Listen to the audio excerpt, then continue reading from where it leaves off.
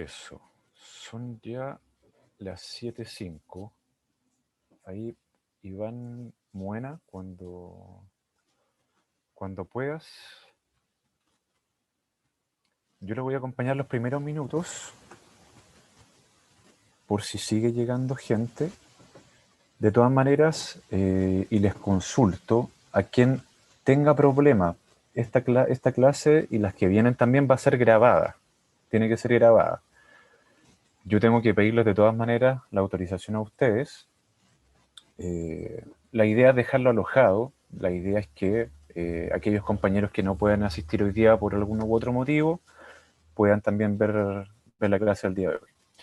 Si hay alguno con algún problema, le pido ahí que me escriba y me comunique si hay alguna dificultad.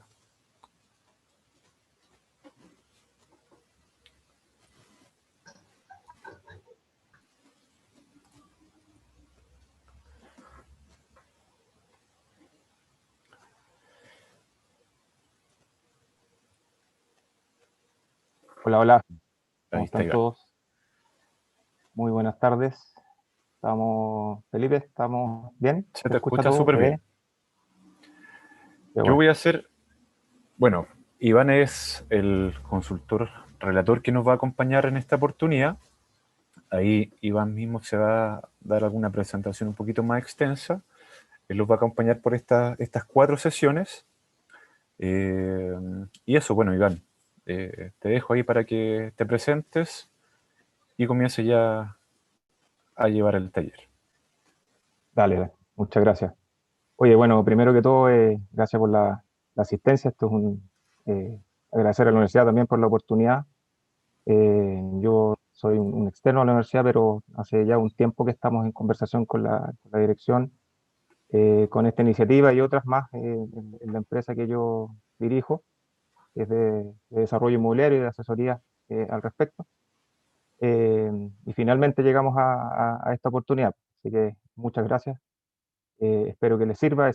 La única intención y la finalidad de esto es poder transmitir la experiencia, compartir las herramientas que han podido ser exitosas y historias que de fracasos se llevan a éxitos y de éxitos a fracasos en nuestro rubro. Digo nuestro rubro, porque yo también soy arquitecto, soy colega ahí de todos o la mayoría que están participando hoy día. Em, y me he dedicado a eso, para entender la industria, para poder ejercer la profesión que amo, porque yo creo que amamos todos, cuando tenemos la suerte de estudiar lo que queremos. eh, no hay nada mejor que poder vivir de lo que estudiamos. Sin embargo, estamos metidos en una industria súper complicada, compleja, de alto ticket. Somos profesionales también en masa. Todos los años salen más de 500, por lo menos, yo creo que me estoy quedando bajo en el número. Y poder vender nuestro producto, que en el fondo es un servicio, además es un intangible, se hace súper difícil dentro de la competencia. Y ahí es donde la finalidad de todo esto es poder compartir por cómo y por qué a mí me funcionó, y en el fondo transmitirles que hay ciertas claves bien básicas que hay que entender, aparte de obviamente del oficio y el correcto orden de trabajo y la confianza con los clientes, etcétera. Eh, bueno, este es el curso de introducción a la gestión inmobiliaria efectiva. Se llama así directamente efectiva porque me he dado cuenta dentro de esta misma experiencia de que lo que necesitamos es que nos enseñen efectivamente lo que necesitamos para poder cumplir con los objetivos y con lo que deseamos poder lograr hacer en concreto, que es materializar nuestros proyectos, nuestras intenciones de vida y nivel socioeconómico, o en llevar una familia, viajar o lo que sea. Y eso se redunda con el conocimiento de herramientas que sean efectivas para ese proceso, y no necesariamente un montón de materia o letra muerta. Entonces, todo este curso está basado en experiencia y tiene más que un curso, es como una mentoría, directa, pero a modo introductorio, como decía Felipe, porque vamos a tratar de resumir 15 años de experiencia dura y concreta en 4 módulos que tienen mucha información y que necesitan mucha información y mucho conocimiento y oficio también. Entonces, pero lo vamos a hacer. Por lo mismo también está de estos 4 módulos, está diseñado que el último módulo va a ser de una interacción mayor para que podamos tener y cumplir el objetivo de hacerlo efectivo y que ustedes dentro de este barniz de conocimiento que se pretende transmitir lo puedan aplicar inmediatamente. Bueno, yo me llamo, soy Iván Muena, soy arquitecto, emprendedor, empresario. Como les comenté, tengo más de 14 años ya hasta el 15º año de experiencia concreta. Me he dedicado desde que salí de la universidad a hacer proyectos y a entender la industria de manera bien concreta y forzosa, que no me voy a ahondar ahora en ese punto porque gran parte de los ejemplos que vamos a ir abordando tienen relación a todas esas historias. La idea como objetivo general es que los participantes y todos ustedes tengan la motivación del aprendizaje en profundidad de todos estos temas a partir de las herramientas que a nivel de introducción en este caso se van a dar en este curso para reconocer y entender el potencial de las oportunidades que existen en el reconocimiento y el automanejo de la industria inmobiliaria. ¿Por qué automanejo? Porque en el fondo lo efectivo y la conclusión de lo efectivo de esto es que ustedes manejen la industria con su profesión.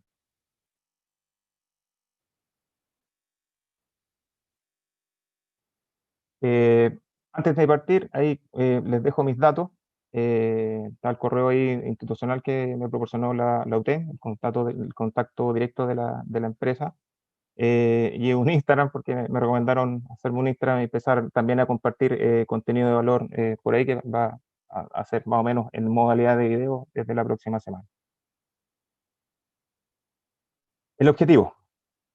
¿Cuál es el objetivo dentro de esta industria?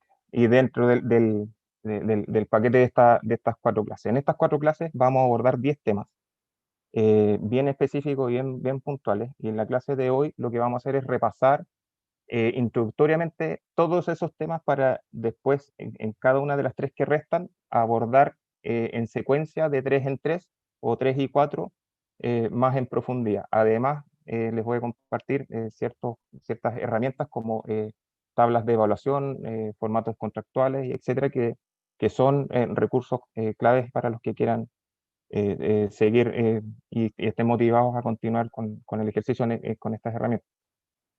Dentro de estos puntos, el punto 1 es la industria inmobiliaria. ¿Qué es la industria inmobiliaria? ¿Cuál es su sentido y nuestro alcance con ella? Aquí hay un alcance bien particular en este caso de nosotros, porque nosotros, como al ser arquitectos, estamos relacionados directamente con nuestra profesión.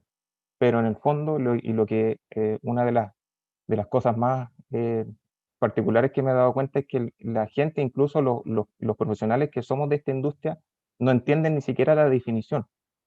Y la definición de la industria es que es inmobiliaria, es que está todo lo relacionado a los bienes inmuebles y no necesariamente o solo lo que más nos muestra el mercado, que son la producción y venta de departamentitos para inversión. Esa no es la industria inmobiliaria. Esa es una de las aristas que en el fondo y a mi juicio ha incluso manchado el mercado y lo ha llevado a límites extremos de, de, de mala distribución de la capacidad de acceder a él. La industria inmobiliaria es mucho, mucho más amplia que eso. De hecho, yo en lo particular me dedico esencialmente a todo el resto y muy poco a lo que es el tema de departamentos, porque todo lo que es la producción en altura de departamentos está sumamente industrializado y enfocado o amarrado y controlado por grupos que en el fondo tienen la maquinaria súper resuelta y es muy, muy difícil y poco recomendable entrar. Entonces eso es un punto una arista súper grande, pero que el mercado no es ese. Entonces, entendiendo que el mercado es todo lo demás y todo lo demás dentro de los bienes inmuebles, o sea, cualquier cosa que esté pegado a la tierra, llámese una plaza, una cancha de fútbol o cualquier cosa que en el fondo no se pueda mover, es parte de la industria inmobiliaria en donde nosotros tenemos la capacidad de meternos y explotarlo. ¿Qué otra parte tiene relación a la industria inmobiliaria?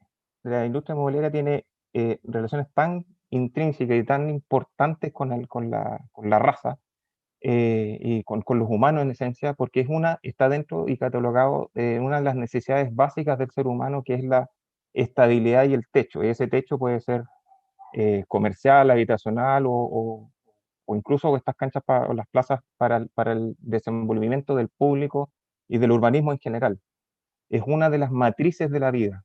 Entonces, en ese sentido, el Product Market Fit siempre va a existir y siempre va a haber demanda en donde nosotros podamos participar activamente y de manera muy fructífera.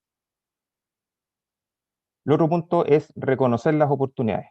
Entonces, aquí, ok, está bien, reconocer las oportunidades, pero ¿dónde están esas oportunidades? Y ahí vuelvo al punto el anterior, que en general para todos las oportunidades están en estos departamentitos, o tratar de comprar estos departamentos para que se paguen solo, o este tipo de inversiones y no están ahí.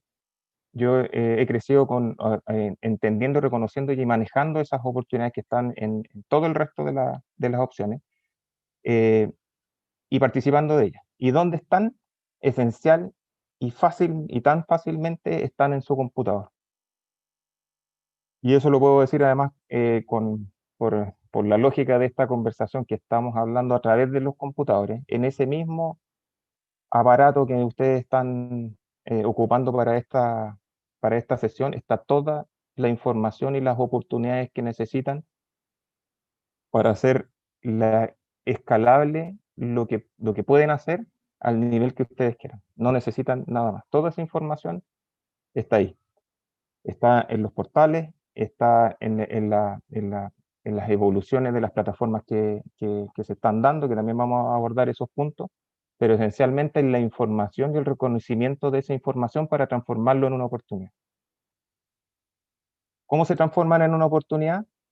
Entendiendo esa información, porque aquí un poco encontré este gráfico que creo que lo hace súper bien. Uno de cada tres, si se podría decir así, está entendiendo o dándose el trabajo de buscar y entender esa información para los otros que no tienen idea cómo, sin embargo son un público objetivo y no tienen idea del cómo. Aquel que maneje esa información y la sepa buscar y la sepa tratar, entender y la estudie, tiene el mercado logrado. Punto 3. Evaluación de proyectos. ¿Cómo evaluar los proyectos? Los proyectos se evalúan de tres maneras solamente, no hay otra forma. Y aquí entramos un poco a las constantes que me he dado cuenta en estos casi 15 años de ejercicio continuo. El proceso tiene constante. Todo proceso que tiene una finalidad y que se llama un proceso para objetivos comunes, empieza a presentar constantes en su desarrollo o en sus líneas de tiempo. Y esas constantes, en este caso, al evaluar un proyecto, siempre son tres, que es la evaluación técnica, comercial y legal. Y dentro de estos conceptos están las herramientas clave para poder gestar esa información en un proyecto, un desarrollo inmobiliario para ustedes.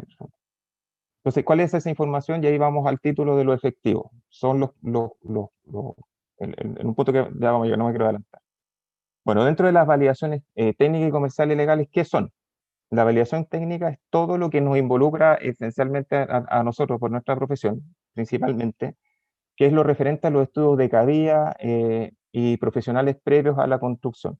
La validación técnica es lo que nos permite, con los documentos específicos requeridos, partiendo obviamente por el certificado de informaciones previas, es en el fondo el cálculo matemático técnico de lo que nosotros vamos a poder hacer o no en una propiedad, terreno o remodelación, si quieres. La validación comercial, que pareciera ser la más importante, no lo es. Aquí ninguna de las tres por sí solo es la validación más importante. son todas extraordinariamente importantes, pero si una de las tres se desequilibra o no trabaja en conjunto, mueren todas. Entonces, en este segundo punto, la validación comercial es lo referente a los estudios de rentabilidad pura e inmediata y en el tiempo, porque las rentabilidades para las evaluaciones se miden en dos factores, de manera inmediata y después en el tiempo, que también tiene una diferenciación en los puntos de la comercialización de ese producto, que es muy relevante de saber. Y las validaciones legales es todo lo referente a los estudios que permiten y aseguran las transacciones durante todos los procesos de un proyecto. ¿Qué significa eso? Tan simple como que yo pueda adquirir legalmente ese producto y independiente de la intervención que yo le dé a ese producto, yo lo pueda revender legalmente. O sea, ya hablamos de los estudios de título, de los contratos, de los reglamentos de copropiedad, de las escrituraciones de venta, de compraventa, de postventa, etcétera. Si uno de esos puntos falla, independiente que tengas una cabida de 50.000 departamentos con una validación comercial estratosféricamente millonaria, te falla un tema legal y es un desastre. El cuarto punto, definir la propuesta. ¿Cómo definir una propuesta para un nuevo desarrollo inmobiliario? Difícil, pero es fácil, y créanme que se los voy a decir con muchos ejemplos propios. Cuando conoces y manejas los otros puntos que vimos recién. En el fondo es entender, conocer, investigar y manejar todos estos conceptos de la manera y en la secuencia correcta. No es más que eso. Cuando tú sabes hacer y entender eso y lo manejas a un nivel de expertise, la generación de una propuesta nueva es ridículamente fácil. Es de un día de trabajo. 5. Orquestar el negocio. Y aquí viene algo muy, muy, muy propio y de autoría, que es lo que me ha llevado a tener la oportunidad de trabajar en varios proyectos al mismo tiempo, con un menor esfuerzo con mucho éxito, que es en donde al entender estas constantes, las propuse un orden, y ese orden son 6 factores a todo evento, que yo los llamo roles clave. En mi sistema, que lo bauticé como sistema Lopin, que es el nombre de mi empresa. Esto se basa esencialmente, y aquí está la madre de todos los temas. En el mercado o en la industria inmobiliaria, estas constantes, así como en cualquier otro elemento, en el fondo es una teoría de orden de los factores necesarios para lograr tu objetivo, pero en este caso modelado al rubro la industria inmobiliaria. En la industria inmobiliaria, en las constantes necesarias que se mueven relativas a los desarrollos inmobiliarios y de proyectos son 7.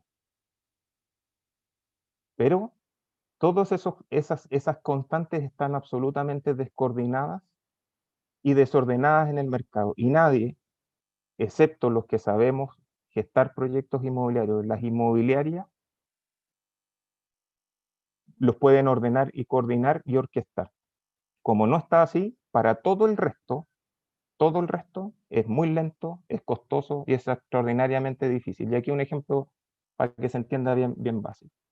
Todos los años el gobierno emite unos chequecitos que se llaman subsidios habitacionales dentro de varios quintiles de la población, obviamente los quintiles menos acomodados y que tienen más dificultades para acceder a crédito o lo que sea. Y sobre eso sus políticas son emitir un cheque de 1.200 UF más o menos. Esos cheques son alrededor de, ya no tengo el número actualizado de esta fecha, pero la última vez que lo dieron como 9.000. Son varios miles al año, pero se los dan a personas que están en un mercado desordenado y les dan la plata y la tarea de ordenar el mercado con esa plata. Si para nosotros que somos incluso de la industria inmobiliaria ya es extraordinariamente difícil, esa es la razón porque esos 9.000 cheques o subsidios habitacionales para solucionarles los temas habitacionales a miles de familias se pierden todos los años. Esencialmente porque ni siquiera el gobierno se preocupa de esta gestión de roles. ¿Cuáles son estos roles ordenados en la pureza de la propuesta del sistema López? De estos 7, 1 es el usuario final, 2 los servicios de diseño, 3 el terreno, donde se va a hacer el nuevo proyecto, la propiedad. Ese terreno no necesariamente es, entre comillas, el terreno, porque puede ser una propiedad que se vaya a recuperar o a remodelar para generar un nuevo proyecto inmobiliario. La inversión, y ojo, la inversión, no los inversionistas, porque esa es otra de las dicotomías que produce problemas en el mercado, porque se cree también que la inversión o de los inversionistas es el poder del control de los roles y de los objetivos de un nuevo proyecto, y por eso también vamos a ver un ejemplo. Hay proyectos de miles de millones de pesos que llevan 8 o 6 años votados, y con eso se demuestra que la inversión no era el tema, no era la clave en el fondo.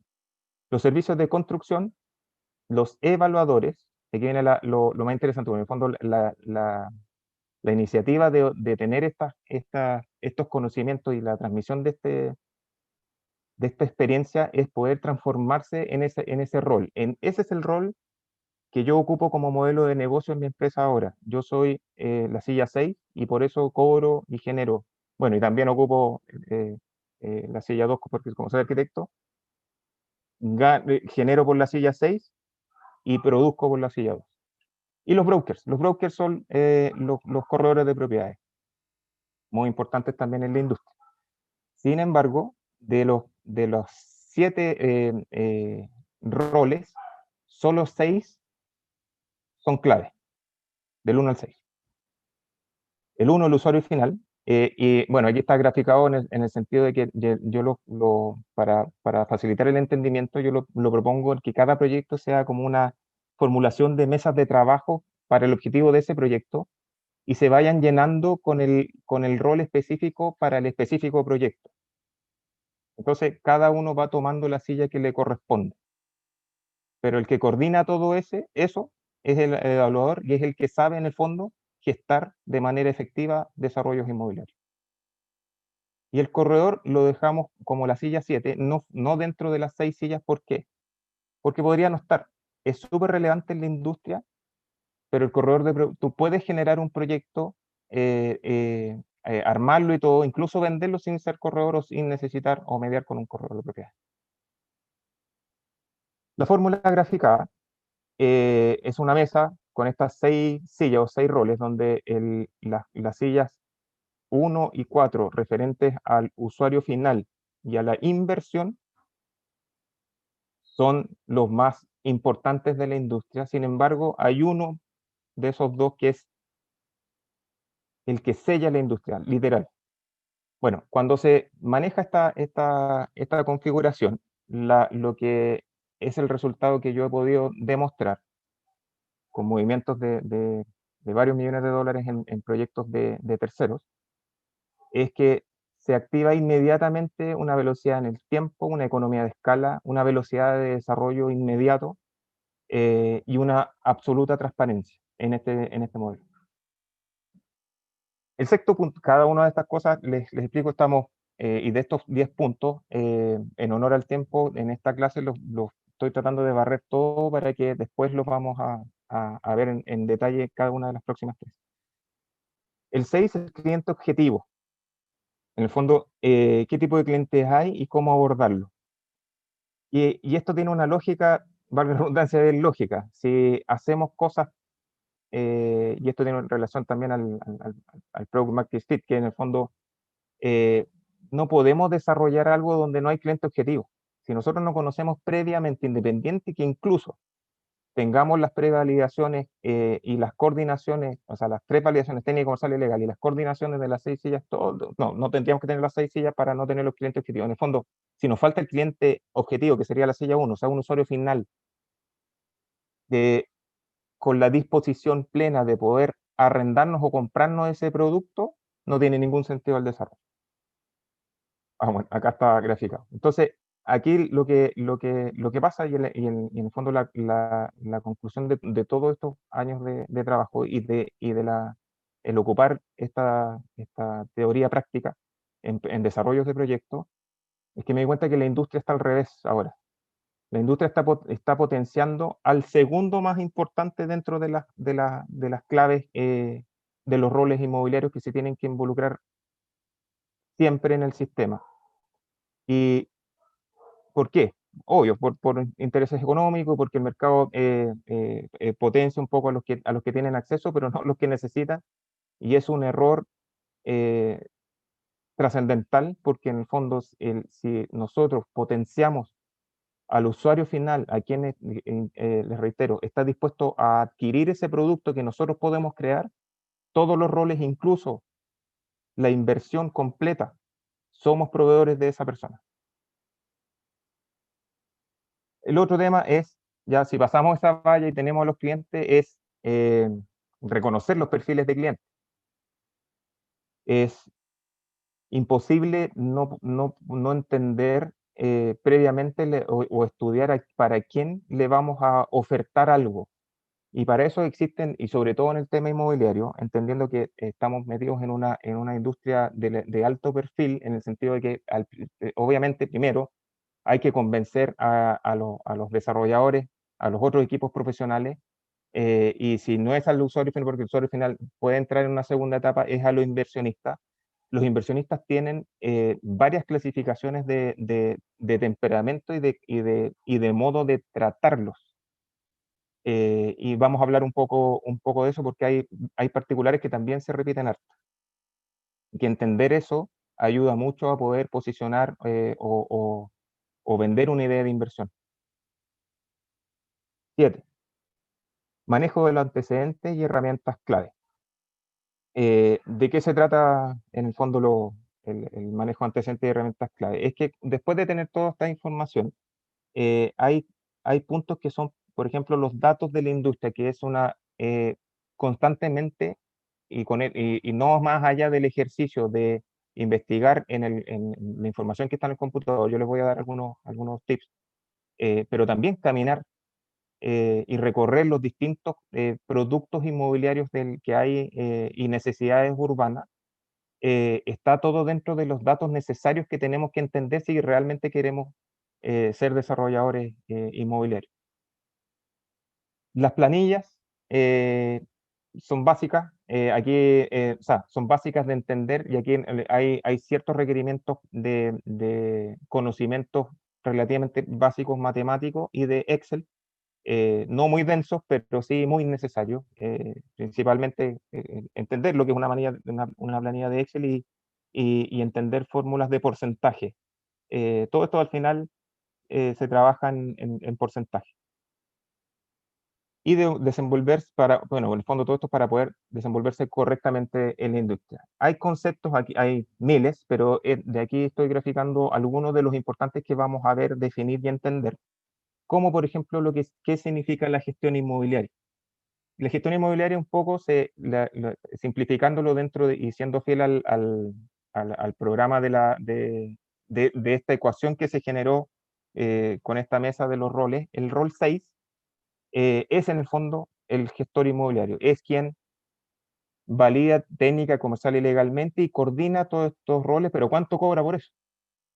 La industria paga ese rol más o menos relativo entre el 6 y el 10% de todos los costos asociados a un nuevo producto inmobiliario. Son tickets muy interesantes, muy altos y además complementarios a lo que van a poder cobrar ustedes como arquitectos y como corredores. El simple corretaje, es muy simple, por eso que hay tantos, y en el fondo no necesita más entender que tiene que, para vender algo, contar con un formato de contrato y cobrarle un 2% por lado en las ventas y si es arriendo un 50% por lado y punto. Esa es toda la información que necesitan, más los formatos de contrato que se los voy a regalar. La administración inmobiliaria es otro punto súper relevante de entender también, porque cuando te transformas en un gestor, y tienes un relativo éxito, la necesidad de complementar el servicio a tus mismos clientes que han confiado en ti su patrimonio inmobiliario y siguen confiando en ti, tienes que empezar a crear subproductos de mantención. Y en este caso es la administración de temas. Por ejemplo, cuando generas productos comerciales como Strip Center, es necesario que entiendas qué es lo que significa administrar un recinto como ese. Y los arriendos en general también, tú puedes hacer departamento, casa o lo que sea, y esa industria más o menos, o ese ítem, está relativo entre el 5 y el 10% de los cobros de arriendo, con ciertos puntos administrativos bien básicos, pero elementales, donde también hay varias claves y secuencias que se repiten. Bueno, los formatos de contrato son varios.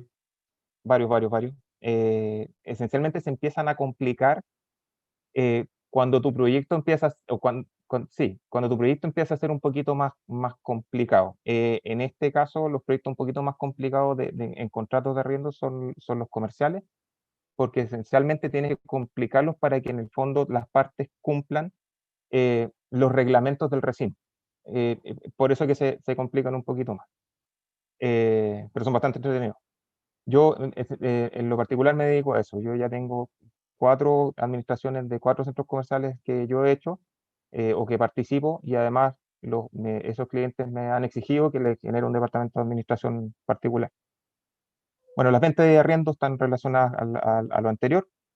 Las planillas de evaluación económica las vamos a ver, se las voy a explicar, se las voy a compartir, se las voy a regalar, pero manejarlas, eso es un tema que va a ser como, esto es un curso introductorio, tiene que ser de un manejo un poco mayor. Me comprometo a hacer lo posible porque se entienda y tengan la capacidad de poder, a lo menos, manejar los puntos clave, pero son complejas. Son complejas porque necesitan cierta expertise. Y dentro de esa expertise están los puntos más relevantes, que es que cuando tú participas de un proyecto de inversión, en el fondo ofreces un proyecto de inversión o quieres vender un proyecto de inversión, y por ahí entre medio como la boleta, la arquitectura, etcétera, el corretaje, la gestión y todo, ahí se pone muy interesante. Lo básico es que cuando son de 150.000 UF para abajo, el TIR, que era el otro punto que hay que entender, que es la tasa interna de retorno o las exigencias al cuánto yo le voy a pedir de retorno a mi capital, el inversionista. En el caso de ese tipo de inversiones tiene que estar relativas al 20% para que el check de la validación comercial, que era una de las 3 constantes iniciales, le dé a usted autoridad para decir, sí señor, le recomiendo invertir en esto.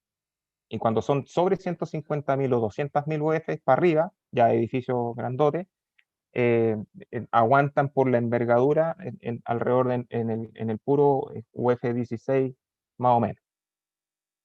Bueno, el TIR, la tasa interna de retorno, que en simple es una fórmula matemática compleja, pero que el Excel la hace sola, es esencialmente en porcentuales cuánto se le va a exigir a la plata que se pone.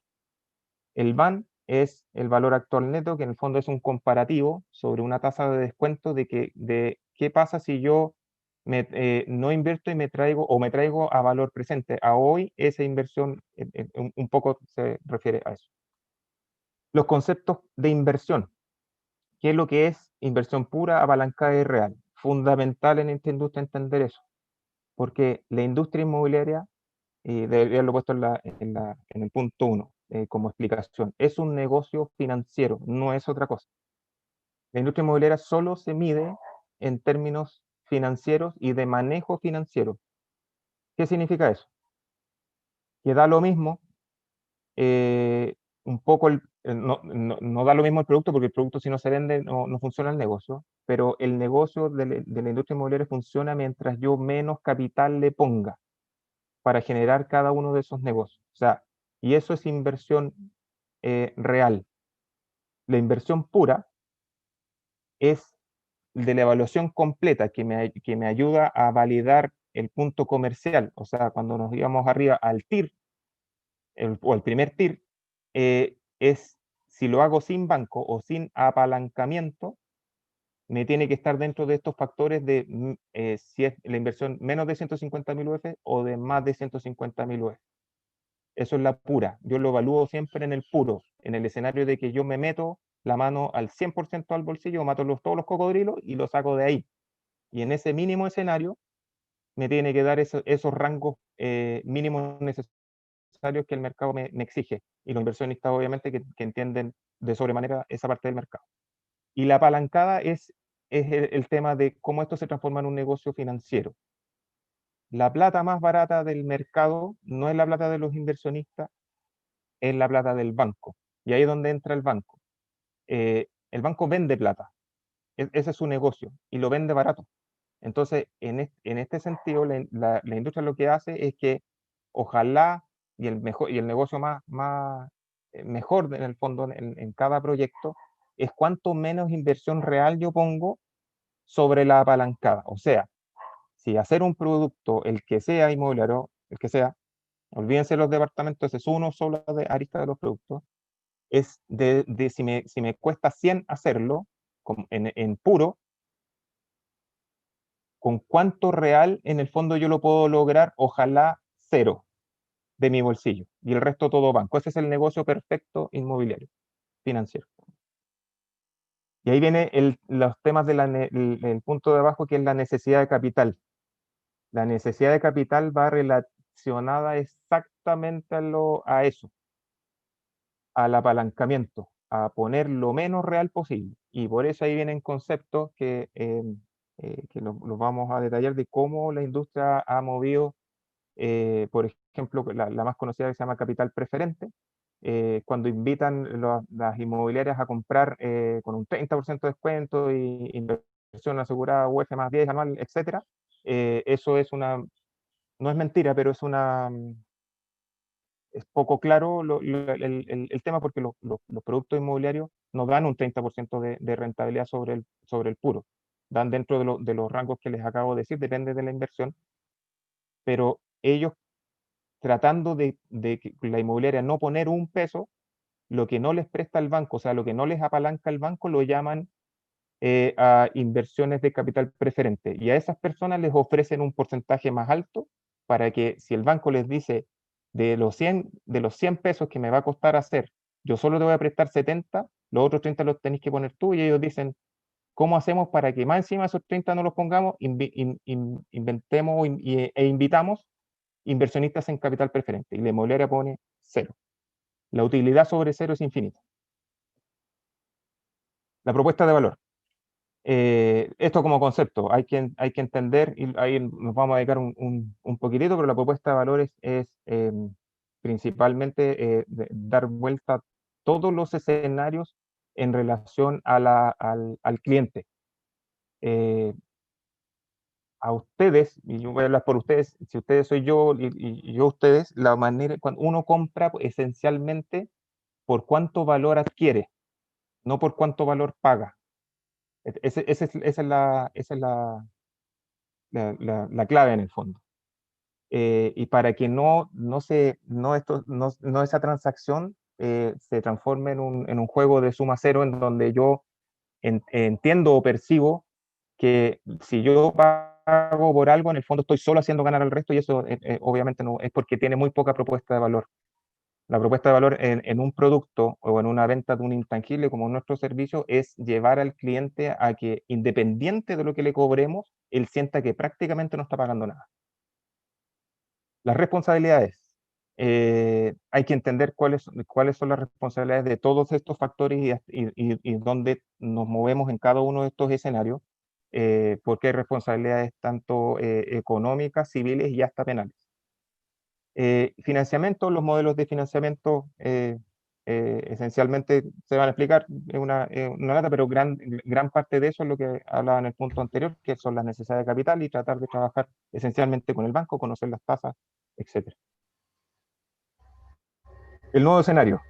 Este es un punto como relevante y más o menos nuevo por todo lo que está pasando, y que sin duda afecta a todo, pero como partimos esta charla, estamos metidos en una de las industrias que son una necesidad vital o matriz de la vida y de las personas, que es el tema del techo y de lo inmobiliario, que es en donde nos movemos. Nosotros no nos movemos en el espacio, nos movemos en los bienes inmuebles.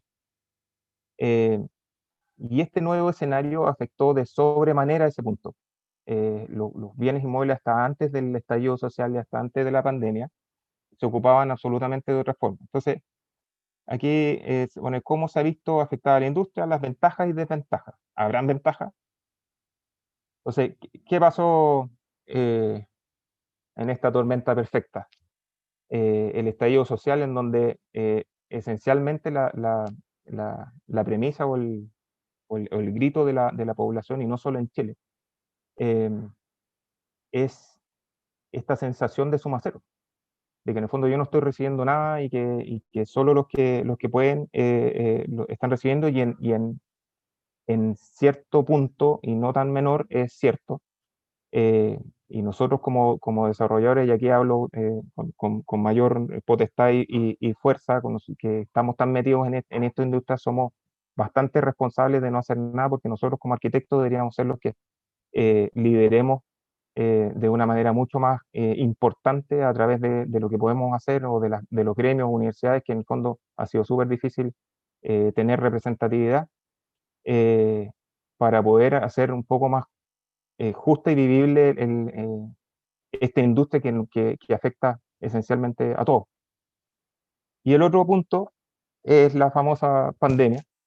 Yo, en lo personal, creo que esta es la primera de muchas o de cambios muy, muy importantes negativos, pero más que centrarnos en lo negativo es entender qué es lo que produjo en la conciencia del uso de los espacios el estallido social y la pandemia, porque afectan directamente en cómo nosotros vamos a proponer la oferta de valor o llevar en esta tormenta perfecta en donde las inversiones, en donde el mundo no quiere comprar, en donde están todos a ciegas y en donde no sabemos qué va a pasar. Entonces, ¿cómo en ese escenario, si ya antes era difícil por no conocer los antecedentes técnicos y financieros necesarios, ahora se viene un desastre económico y un cambio de conducta de todo el planeta?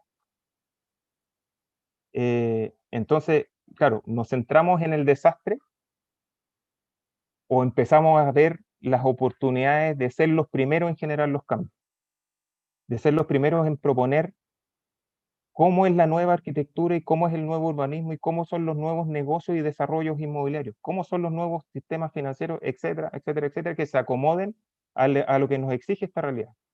Yo en lo particular, ya obviamente como me dedico a esto, estoy trabajando en punto, porque yo creo, y lo vamos a ahondar en algunos de las clases futuras, creo que el tema modular tiene que ser una de las alternativas en donde se faciliten y se flexibilicen los espacios y no dependamos de los tiempos de acción, porque, por ejemplo, ahora con el tema del estallido social primero y después con la pandemia, los stocks se quebraron. Como no hubo producción, independiente que haya menos demanda, al no haber producción, los que tenían más demanda desestoquearon el mercado y todos los otros construcciones no tienen stock. Y eso implica en costos y complicaciones, y eso, incluso eso hace generar que las empresas o los desarrollos inmobiliarios puedan quebrar por falta de stock y no por falta de venta. Y por otro lado, volviendo al punto de, de esta mesa, había un puente que en el fondo yo lo llamo ACA y que es la conclusión de mi postulado dentro de este modelo de orden, que he podido demostrar que sí funciona.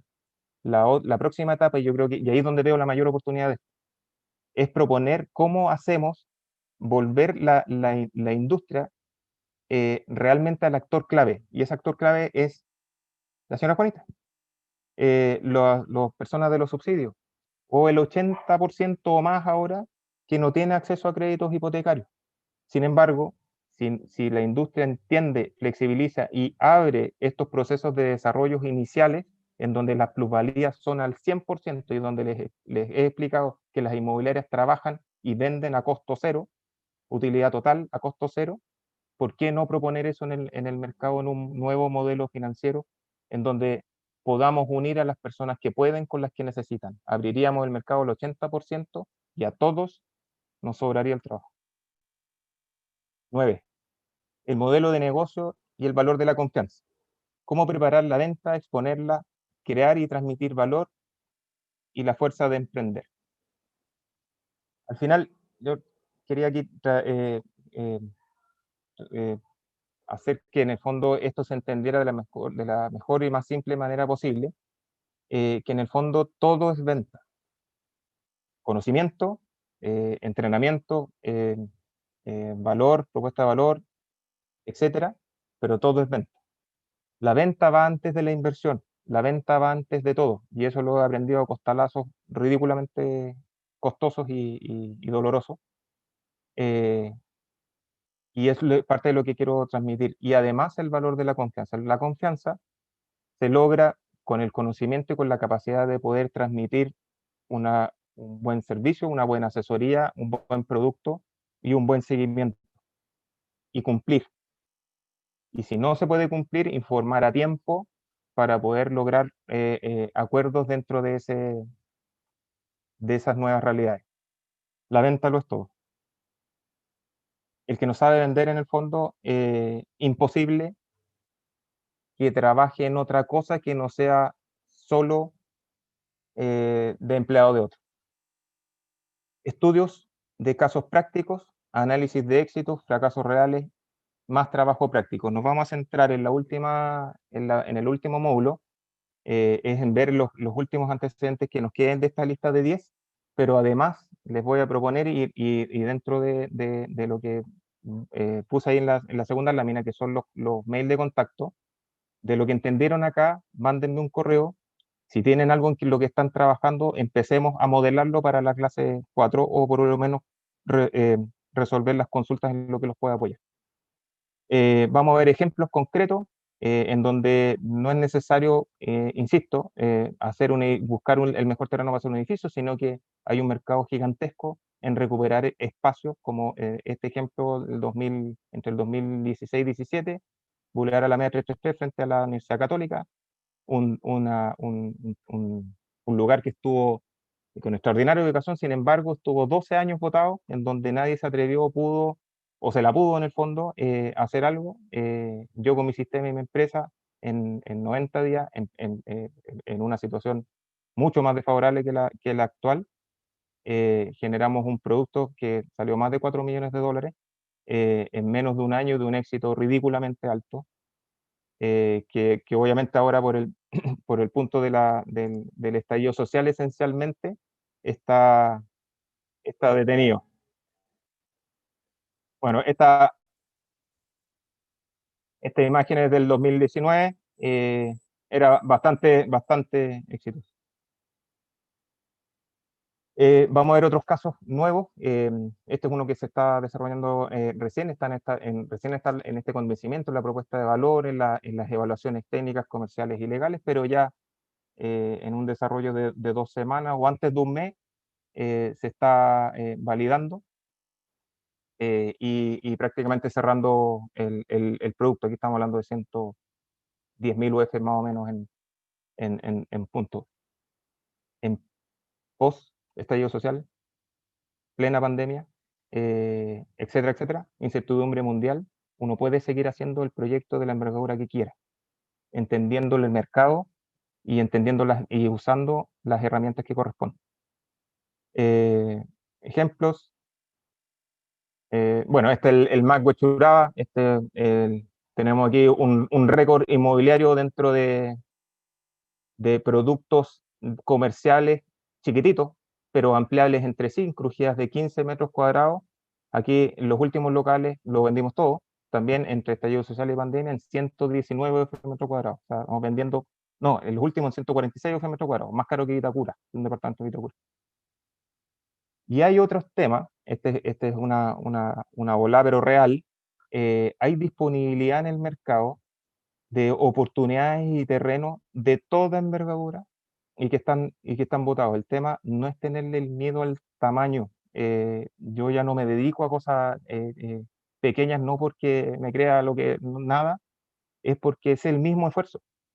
Entendiendo la fórmula, entendiendo las herramientas, las claves, y estudiando mucho el concepto y sabiendo vender, te puedes lanzar con el, les recomiendo por el proyecto más grande.